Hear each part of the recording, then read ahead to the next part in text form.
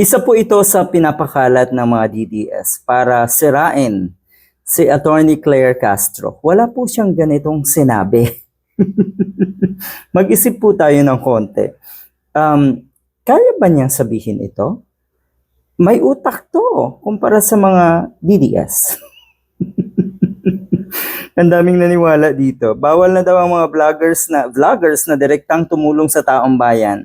Dapat daw ay may basbas muna ito sa gobyerno. Wala po, uulitin ko, wala pong ganitong statement si Attorney Claire Castro.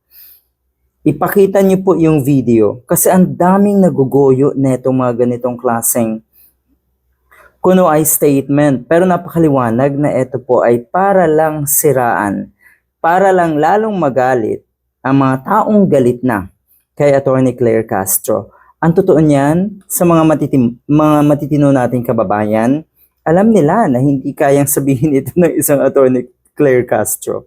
Nag-iisip kasi yon. Ito, may isa pa po. Ito yung isa sa mga latest na pinapakalat na naman nila tungkol nga kay Attorney Claire Castro. Ang sinasabi dito, ayan, si Ivana Alawi daw kasi ay nagka-award kamakailan.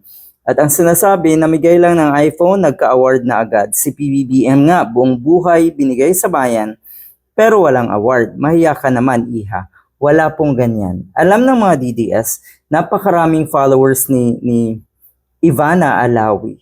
Kaya gusto nilang galitin. Galitin yung mga followers na yon sa ganitong paraan. Ginagalit nyo ang mga followers nyo, yung mga DDS, ginagalit nyo sa mga kasinungalingan nyo. Nakakaawa yung ganon. Kasi alam ko, meron ding mga tao sa paligid ko na naniniwala sa ganito.